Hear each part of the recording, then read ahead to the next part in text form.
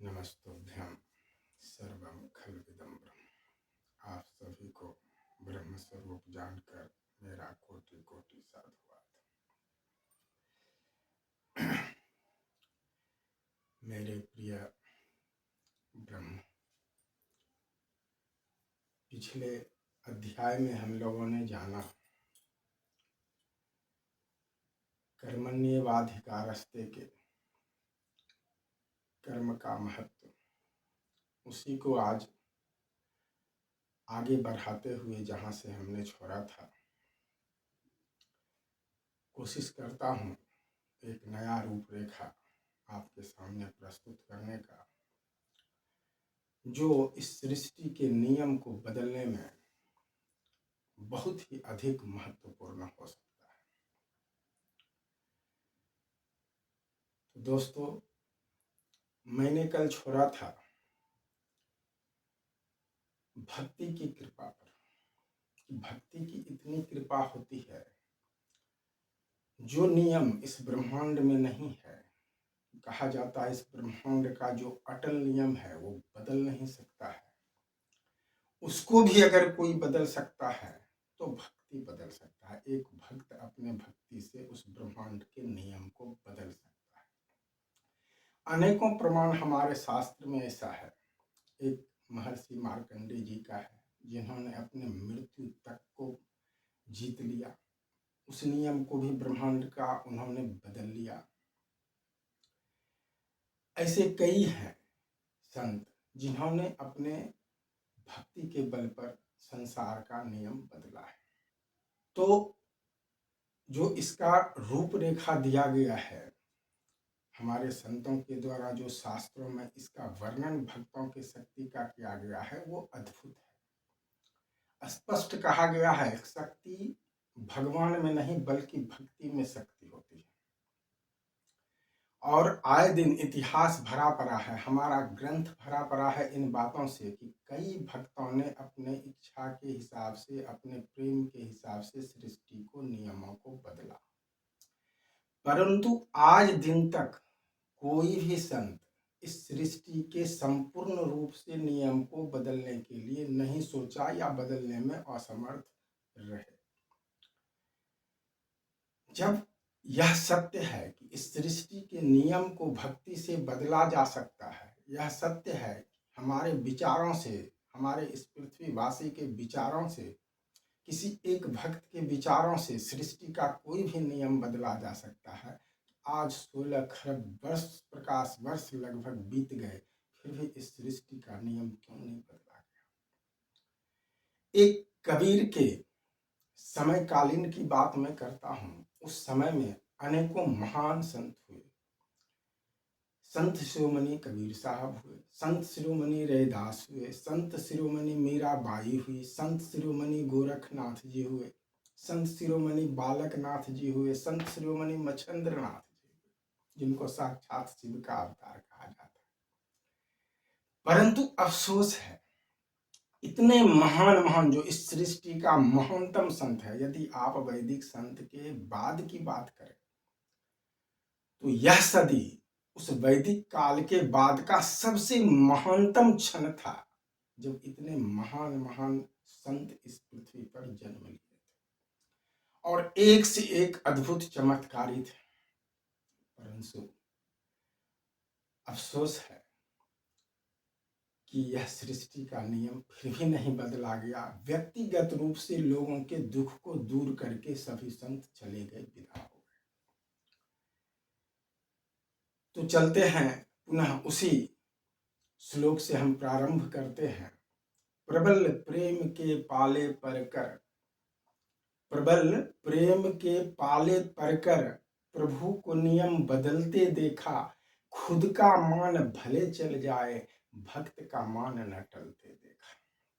वह इतने बड़े कृपा निधान है ईश्वर, इतने कृपा निधान है, उनका मान भले चल जाए, उनका अपमान हो जाए, उन्हें कोई फिक्र नहीं है। परंतु जो उनके भक्त हैं उनका अपमान नहीं होना चाहिए, इतने कृपा निधान है। तो हम सब न जाने भक्ति किसे कहती है, परंतु एक विचार ही भक्ति है। मीरा नाम जप के, कबीर नाम जप के, रैदास नाम जप के इतनी पराकाष्ठा पर आ गए।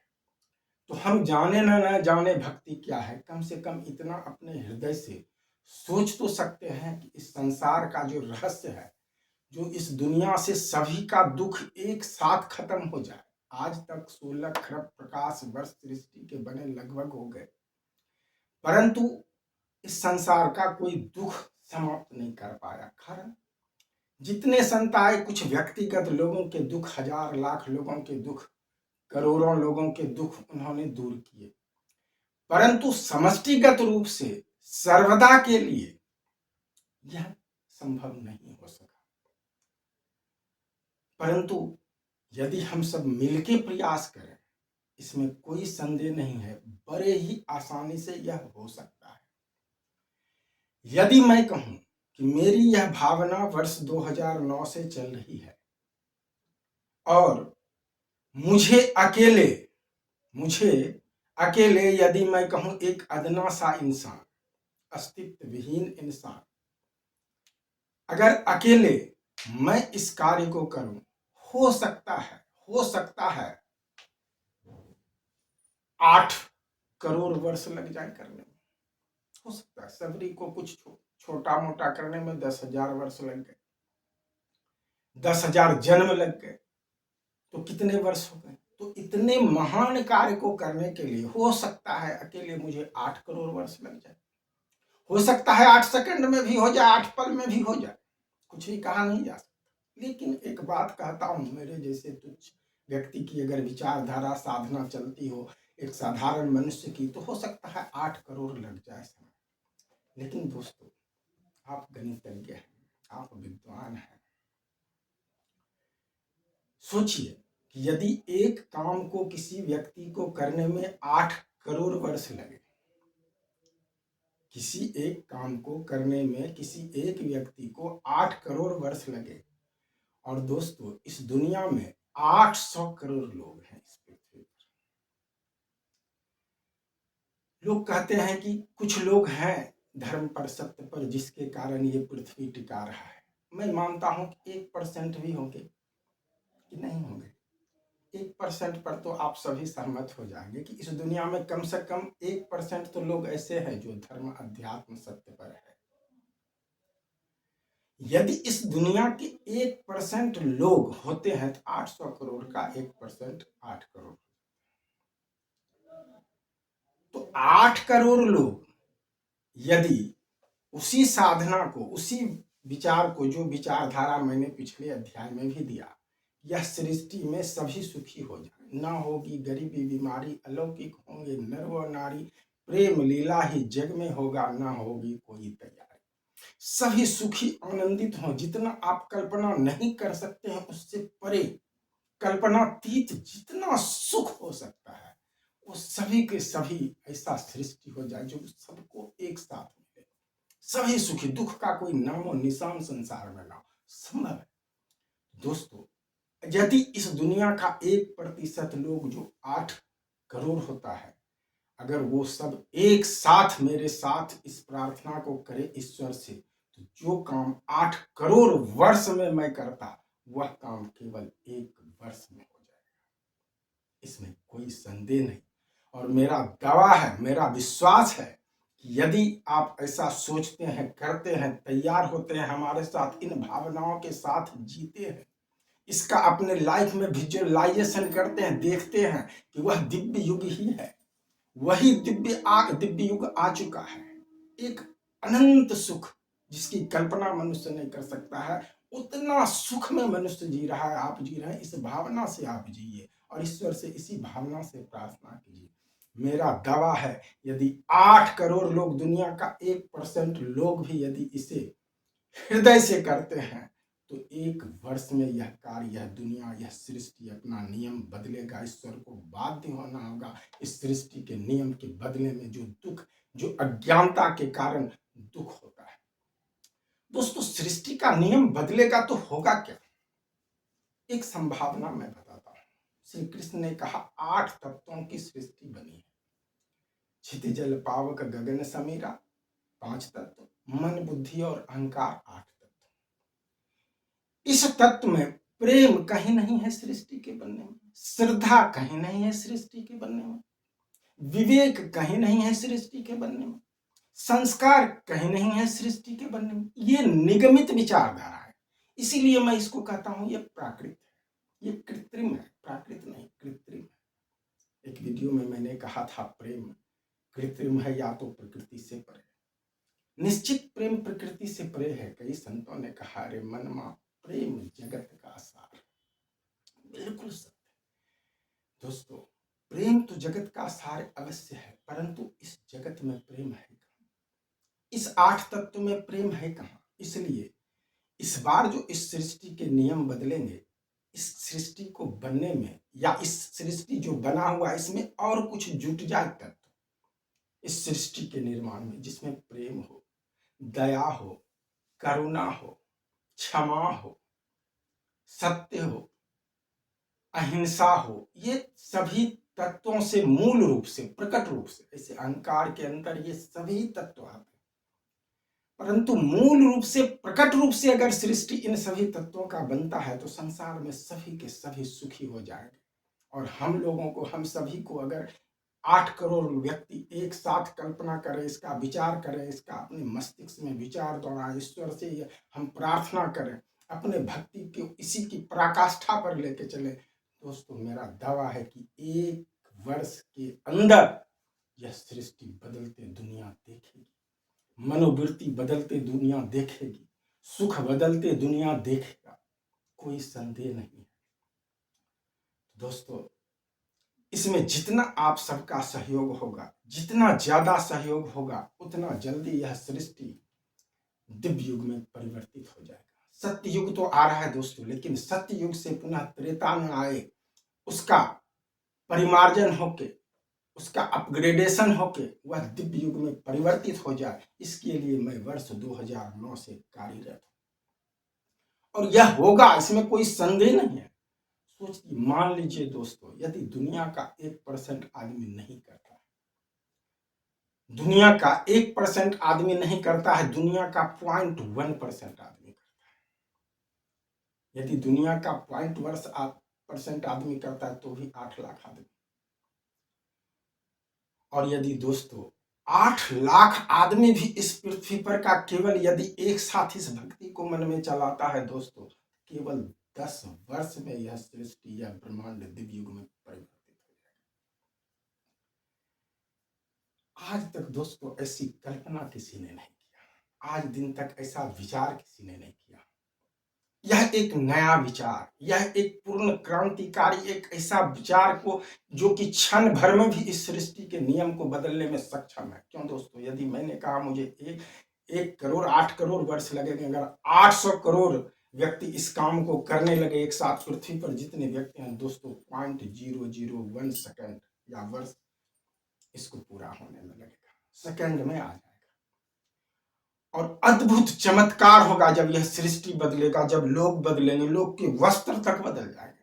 कहते हैं ना, वस्त्र नहीं था, अग्नि का हम लोग आविष्कार किए। दोस्तों ये सब भी मैं एक वीडियो बनाऊंगा कि कैसे कब अग्नि का आविष्कार शुरू हुआ, सृष्टि कैसे कैसा था, कैसे प्रकट हुआ, ये सब भी मैं आगे बताऊंगा भले। लेकिन अभी मैं इस भक्ति के इस मूल मंत्र पर मैंने इतना कहा कि प्रबल प्रेम के पाले पर कि प्रभु को नियम बदलते देखा, खुद का मान भले चल जाए, भक्त का मान न टलते देखा। तो दोस्तों आप तैयार हो जाइए, आप भक्त हैं, आप सुन रहे हैं, आप ही भक्त हैं। और जिस तरह से एक चुंबक एक लोहे को आकर्षित करता है, आप भी किसी न किसी भक्त को आकर्षित करेंगे और उसे ये बताएंगे और वो सोचेंगे, उसे ये दिखाएंगे और वो सोचेंगे। जब वो सोचेंगे दोस्तों, आपके साथ बढ़ता चला जाएगा और बहुत ही कम समय में यह दुनिया देखते देखते दिव्य युग में परिवर्तित हो जाएगा। उस आनंद का दोस्तों आप कल्पना नहीं कर सकते, जो अंतिम आनंद,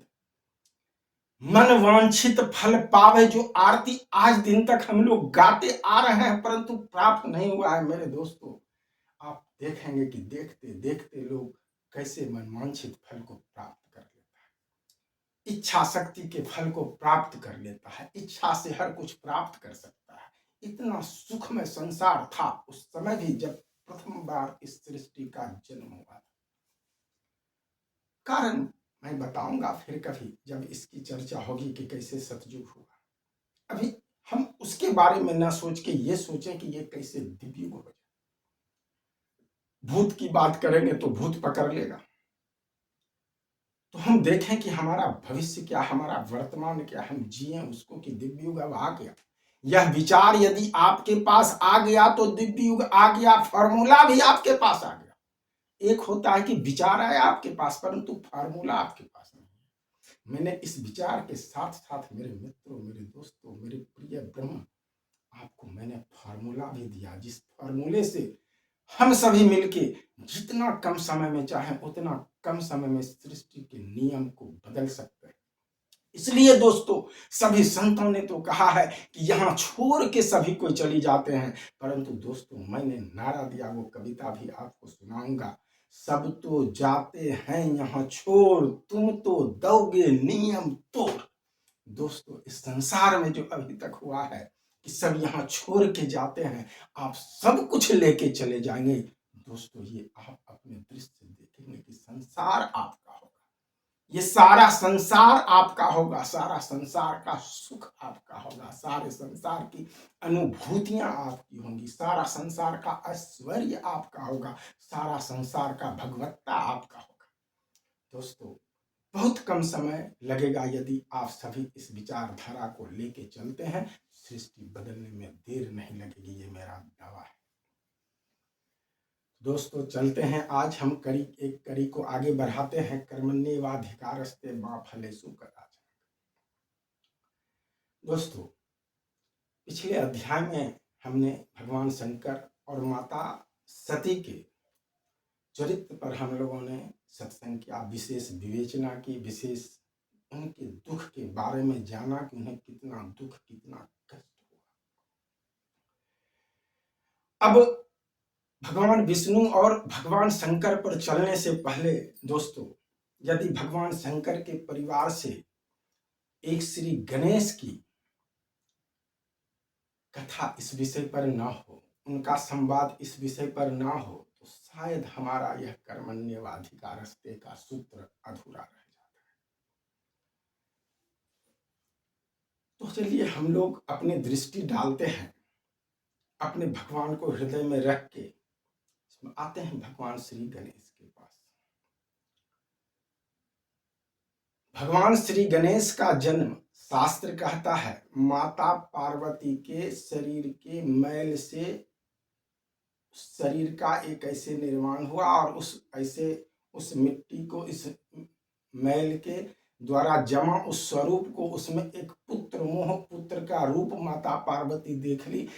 ऐसा देखने के कारण, ऐसा सोचने के कारण, केवल पुत्र मोह होने के कारण उनकी चेतना उस मैल रूपी मिट्टी में पवित्र प्रवेश करती है और उसमें एक स्वरूप प्राण आ जाता है, जिससे श्री गणेश प्रकट होते हैं। होने का नाम श्री गणेश। दोस्तों, अद्भुत अद्भुत चमत्कार, अद्भुत विज्ञान, केवल चमत्कार नहीं, इसको हम विज्ञान कहेंगे दोस्तों। इस अद्भुत विज्ञान का जिसे पता होता है वो वैसा करने में समर्थ होते हैं। ऐसा हमारे संत ज्ञानेश्वर भी थे, जो मिट्टी को कहते थे चलो तो आकाश वायु में मार्ग में चलने लगते। तो हम लोग भगवान गणेश के चरित्र पर चलेंगे दोस्तों। जिस भगवान गणेश के चरित्र की रचना ब्रह्मा के रचना से भी बाहर, उसकी रचना में है ही नहीं। उस गणेश का जब जन्म होता है और जन्म होने के साथ वो जिस भी उम्र में प्रकट होते हैं, उस उम्र में सबसे प्रथम उन्होंने अपने माता का आज्ञा प्राप्त किया कि वत्स, पुत्र गणेश, तुम दरवाजे पर जाओ और मैं स्नान कर रही हूं, देखना कोई आ न सके मेरे आज्ञा के बगैर मेरे स्नान के बीच। एक छोटा सा बालक, एक नव शिशु, जन्मजात बालक दरवाजे पर पहरा देने के लिए चला गया।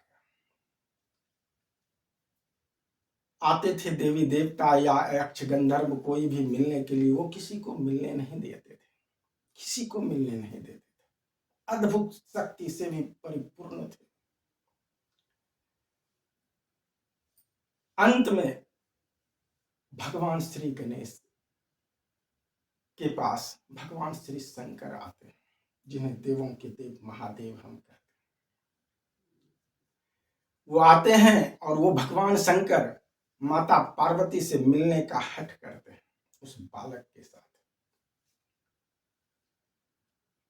और इस बालक ने तो किसी को अंदर प्रवेश नहीं करने दिया था, परंतु शंकर कहते हैं कि मैं तुम्हारा पिता हूं। सभी देवता कहते हैं कि ये तुम्हारे पिता हैं। लेकिन दोस्तों, एक साधारण व्यक्ति भी इतना बुद्धि तो अवश्य रखता है कि वो अपने पिता को उसी को जानेगा जिसके बारे में उसकी माता ने बताया। प्रचलित बात है। भगवान श्री गणेश को माता पार्वती ने उसके पिता के बारे में कुछ बताया ही नहीं। उनका तो केवल आदेश था कि इस कक्ष में कोई प्रवेश न कर सके जब तक मैं स्नान नहीं कर लेती। अबोध बालक श्री गणेश माता से शक्ति प्राप्त कर दंड का पहरा दे रहे थे। भगवान शंकर ने जिद किया, नहीं माने। परंतु संभव था कि भगवान शंकर वहां प्रतीक्षा कर लेते, या संभव था कि भगवान शंकर वहां से चले जाते। परंतु मंथरा रूपी सभी देवता वहां एक एक करके प्रकट होते चले गए और भगवान शंकर का दिमाग खराब करते चले गए। आप देवों के देव महादेव, ये छोटा सा नन्हा बालक अभी जन्म लिया है और महादेव को ये जाने नहीं देगा। आक्रोशित कर कर कर करके भगवान शंकर को दोस्तों इस स्थिति पर पहुंचा दिया, इस स्थिति पर पहुंचा दिया कि उन्हें अपने ही पुत्र का हत्या करना पड़ा। इस हत्या में, इस मृत्यु को प्राप्त होने में भगवान श्री गणेश का कौन सा कुकर्म था? भगवान श्री गणेश को अपने किस कर्म कुकर्म के कारण इस मृत्यु को प्राप्त करना पड़ा था? दोस्तों, सभी देवता ही नहीं, अंत में तो साक्षात विष के अनु अर्थात श्री विष्णु भी आए, जिन्होंने अपना विष का एक कण छोड़ा और महादेव को आक्रोशित पूर्ण रूप से कर दिया। आखिर दोस्तों, एक छोटी सी बात थी, एक छोटी सी बात थी। वो बालक अपने माता के आज्ञा का पालन कर रहा था,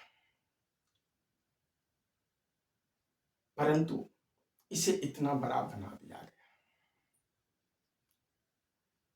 दोस्तों, वही शास्त्र जो भगवान शंकर के इतने चरित्र लिखते थकते नहीं, इतनी भगवत्ता की महिमा करते थकते नहीं, हर एक जगह आपको देखने सुनने के लिए मिलेगा कि इस भक्त के पास भगवान प्रकट हो गए, इस भक्त के पास भगवान प्रकट हो गए, इस भक्त के पास भगवान प्रकट हो गए। तो वहां भगवान शिव सीधा माता पार्वती के कक्ष में क्यों नहीं प्रकट हो गए? कहां गई थी उनकी शक्ति? क्या उनमें शक्ति नहीं थी? क्या उनकी शक्तियों के बारे में इतने सारे वर्णन कपोल कल्पना ही है? क्या सत्य है? शक्ति तो थी उनके पास, उनके पास शक्ति थी कि वो वहां प्रकट हो सकते थे। और वो जो वहां आए सीधा पार्वती के कक्ष में ही प्रकट होना चाहते थे, परंतु श्री गणेश ने अपने शक्ति से जो कवच बना के रखा था, भगवान शंकर उसका भेदन नहीं कर पाए और वो बाहर में ही रुक गए। तो फिर इतना आवश्यकता क्या है? स्नान करने में 10 मिनट 20 मिनट आधे घंटे तो लगते हैं, इससे ज्यादा तो नहीं लगता किसी को स्नान करने में। तो ये आधा घंटा भी योगियों के योगी, देवताओं के देव, त्रिदेव सहित आधा घंटा प्रतीक्षा नहीं कर सके। चलिए मान लेते हैं कि भगवान शंकर को पत्नी से मिलना था, हो सकता था वो काम आतुर हो सकता है उनके विषय में ऐसा आप लागू कर सकते हैं, उन्हें जाने की इसलिए आवश्यकता थी, ऐसे तो अपने शक्ति से वो जा नहीं पा रहे। लेकिन इन सारे देवताओं को और ब्रह्मा और भगवान विष्णु को क्या आवश्यकता था? इस सभी देवताओं को क्या आवश्यकता थी वहां कि शंकर जाए या न जाए? अभी और आवश्यकता थी भी तो आधा घंटा में क्या बनता भी करता है। रहा बात मुहूर्त का, तो उस समय ऐसा कोई मुहूर्त नहीं, ऐसा किसी विशेष कार्य विशेष प्रयोजन के लिए उनको है नहीं, उसके बारे में माता सती को माता पार्वती को पता है नहीं, तो क्यों इतनी आवश्यकता है? ये सारे मंत्रा रूपी सभी देवताओं ने जो अत्याचार किया भगवान गणेश के साथ, इसका हिसाब भी प्रकृति को, इस ब्रह्मांड को देना है। इसके कर्म, किस कर्म के कारण इन्हें यह सजा मिली भगवान गणेश को, यह भी आपको देना है। दोस्तों, बहुत सारे संत, बहुत सारे कथावाचक, बहुत सारे शास्त्रों ने ऐसा लिखा है कि भगवान गणेश का मैल से जन्म होने के कारण शरीर, उनका बुद्धि जो था, दिमाग जो था, मल बुद्धि था। दोस्तों, कहा जाता है कम से कम सोच किसके बारे में रहे, एक रोड पर के भिखारी के बारे में, ये किसी राजा के बारे में, इतना भी तो अकल होना चाहिए शास्त्रकारों को। सबसे पहली बात तो जिस माता पार्वती आदि शक्ति के रोम रोम में करोड़ों सूर्य है, उसके शरीर से मैल निकलेगा? अगर निकलेगा भी तो अमृत तत्व निकलेगा। वो मैल कैसे होगा?